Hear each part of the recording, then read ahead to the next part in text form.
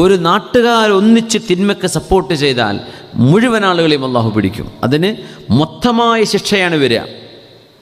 അങ്ങനെയാണ് ഈ വെള്ളപ്പൊക്കം, എർത്ത് ക്വയ്ക്സും അതുപോലെയുള്ള ടൊർണേഡോസ്, വലിയ വലിയ കൊടുങ്കാറ്റുകൾ, ഇങ്ങനെയൊക്കെയുള്ള വലിയ ഭീകരമായ പ്രകൃതിക്ഷോഭങ്ങൾ ഉണ്ടാകുന്നത് ഒരു ഗ്രൂപ്പ് ഓഫ് പീപ്പിളിനെ അള്ളാഹു ടാർഗറ്റ് ചെയ്യുമ്പോഴാണ്. അതുകൊണ്ടാണ് പറഞ്ഞത്, തിന്മകളെ എതിർക്കാതെ മിണ്ടാതെ നിന്ന ആളുകൾക്കൊക്കെ ഇത് വരും. അത് എൻ്റെ വിഷയം, none of my business, let them do it's. ഞാനൊന്നും പറയാൻ പോണില്ല. പറഞ്ഞാലും ഗുണം പറഞ്ഞാലും കുഴപ്പമാണ്, എന്തെങ്കിലും ഗുണദോഷിച്ചാലും കുഴപ്പമാണ്, ഞാൻ മിണ്ടാൻ പോകുന്നില്ല. ഇന്നത്തെ ആറ്റിറ്റ്യൂഡ് അതാണ് എല്ലാവരുടെയും. ആരും ഒന്നിനും മിണ്ടാൻ പോകില്ല. പക്ഷെ നമ്മെ സംബന്ധിച്ചിടത്തോളം ഈ ഉമ്മത്തിൽ ഖൈറുണ്ട്. എപ്പെന്നറിയോ? തഅ്മുറൂന ബിൽ മഅറൂഫി വതൻഹൗന അനിൽ മുൻകർ.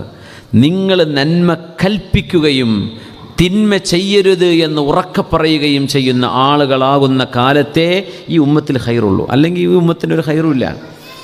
ഈ ഉമ്മത്തിൻ്റെ ഖൈർ അല്ലാഹു വെച്ച ഒരൊറ്റ കണ്ടീഷനാണ്, തഅ്മുറൂന ബിൽ മഅറൂഫി വതൻഹൗന വതുഅ്മിനൂന ബില്ലാഹ്. നിങ്ങൾ അല്ലാഹുവിൽ വിശ്വാസമുള്ളവരാണ്, അല്ലാഹുവിൽ വിശ്വാസമുള്ളവരാ. അതുകൊണ്ട് നന്മയെ നന്മയായും തിന്മയെ തിന്മയായും നിങ്ങൾ ഉൾക്കൊള്ളണം. നന്മയിലേക്ക് ആളുകളെ നിങ്ങൾ ക്ഷണിക്കണം, തിന്മ ചെയ്യരുത് എന്ന് പറയണം. നിങ്ങൾ നിങ്ങളുടെ വീട്ടുകാരോട് പറഞ്ഞോളൂ. ഒരു സ്റ്റേജിലോ മൈക്കിലോ ഒന്നും പറയാൻ അവസരങ്ങൾ സോഷ്യൽ മീഡിയ നിങ്ങൾ ഉപയോഗിച്ചോളൂ. നന്മയ്ക്ക് വേണ്ടി ഉപയോഗിക്കും. നല്ല കാര്യങ്ങൾ പ്രചരിക്കട്ടെ. ചീത്ത ചിന്തകൾ, പിശാച്ചിൻ്റെ ചിന്തകളെ നിങ്ങൾ എടുത്തു കളയും. ആ ഒരു സംവിധാനം നമ്മൾ ഈ തമാശക്കും ജോക്കുകൾക്കും മാത്രം ഉപയോഗിക്കുക. പിന്നെ തിന്മകൾ ആര് ചെയ്താലും നമുക്കൊരു കുഴപ്പമൊന്നുമില്ല, അത് ചെയ്യുന്നവർ ചെയ്തോട്ടെ, നമ്മളൊന്നും അത് ബാധിക്കാൻ പോകുന്നില്ല. അങ്ങനത്തെ ഒരു സമൂഹത്തെ മുഴുവനായും അള്ളാഹു പിടികൂടുമെന്ന് മഹാനായ റസൂലുള്ളാഹി സ്വല്ലല്ലാഹു അലൈഹി വസല്ലം. അത് നിസ്കരിക്കുന്നവരുണ്ടാവും, നോമ്പെടുക്കുന്നവരുണ്ടാവും. ഇസ്രായേലുകൾക്ക് അള്ളാഹു തആല വലിയൊരു അദാബ് കൊടുത്തപ്പോഴേ മൂസ നബി അലൈഹിസ്സലാം പറയാണ്, പടച്ചവനെ, അവരെ നീ നശിപ്പിക്കുകയാണോ? അവരിൽ സ്വാലിഹായൊരു മനുഷ്യനുണ്ടല്ലോ, ആബിദായ മനുഷ്യനുണ്ടല്ലോ. അള്ളാഹുവിൻ്റെ മലക്കുകൾ വരെ പറഞ്ഞു റബ്ബിനോട്, റബ്ബേ, ഇവരെ ശിക്ഷിക്കുമ്പോൾ അതിൽ സ്വാലിഹായൊരു ആബിദായ മനുഷ്യനുണ്ടല്ലോ, എന്നും നിസ്കരിക്കുന്ന മനുഷ്യൻ. അപ്പോൾ പറഞ്ഞു, വബിഹി ഫബ്ദ, അയാളെക്കൊണ്ട് നിങ്ങൾ തുടങ്ങണം. ആദ്യത്തെ ശിക്ഷ അയാൾക്ക് കൊടുക്കിൻ. കാരണം അയാൾ ആ തിന്മകൾ കണ്ടപ്പോൾ മിണ്ടാതിരുന്ന മനുഷ്യനാണ്. ഇത് ദീനിൻ്റെ വലിയൊരു ഘടകമാണ്. ഔസഖു ഉറൽ ഈമാൻ, ഈമാനിൻ്റെയും ഇസ്ലാമിൻ്റെയും ഏറ്റവും വലിയ കയറെന്താണെന്നറിയോ? അൽ അംറു ബിൽ മഅറൂഫി വന്നഹി അനിൽ മുൻകർ. ഇതാണ്, നന്മ കൽപ്പിക്കുകയും തിന്മ വിരോധിക്കുകയും ചെയ്യുന്നൊരു ഖൗമാണ് നമ്മൾ. അപ്പോഴേ നമുക്ക് സ്ഥാനമുള്ളൂ, അപ്പോഴേ അള്ളാഹു നമുക്ക് വില തന്നിട്ടുള്ളൂ.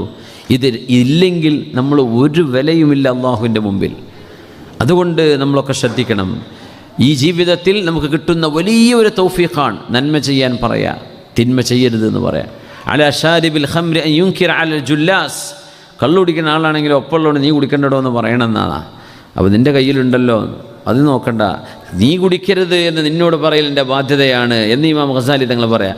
അത് ആ വിഷയത്തെ തമാശയാക്കാനല്ല. അത് നമ്മൾ പറയില്ല, ഞാൻ നന്നാവണ്ടേ എന്നിട്ടല്ലേ പറയാൻ പറ്റുള്ളൂ. ഞാൻ പോലെ നല്ല ആളൊന്നും അല്ലല്ലോ. അതാരും നല്ല ആളല്ല. അള്ളാഹുവിൻ്റെ റസൂലിൻ്റെ കാലശേഷം സ്വഹാബികളുടെ ഖൈറുൽ ഖുറൂൻ്റെ കാലം കഴിഞ്ഞാൽ ആരുമില്ല. നമ്മളൊക്കെ മുദ്നബികളാണ്, അള്ളാഹുവിൻ്റെ മുമ്പിൽ വലിയ ക്രിമിനലുകളാണ്. പക്ഷേ എല്ലാവരും ഇത് പറയാൻ നിർബന്ധിതരാണ്. നന്മ കൽപ്പിക്കാനും തിന്മ വിരോധിക്കാനും. നിസ്കാരം നിർബന്ധമല്ലേ? ഞാൻ മോശപ്പെട്ട അങ്ങനെ നിസ്കരിക്കാന്ന് പറയാൻ പറ്റുമോ? നിസ്കരിക്കണ്ടേ? ഞാൻ മോശപ്പെട്ട ആളെ ഞാൻ ഇങ്ങനെ നോമ്പ് വിൽക്കണ്ടേ എന്ന പോലെ ഒരു നിർബന്ധമാണ് നന്മ ചെയ്യാൻ പറയലും തിന്മ ചെയ്യരുത് എന്ന് പറയലും. അംറു ബിൽ മഅറൂഫ് വന്നഹി അനിൽ മുൻകർ, ഇത് ഒരു ഫരീദത്താണ്, ഒരു നിർബന്ധമായ ബാധ്യതയാണ്.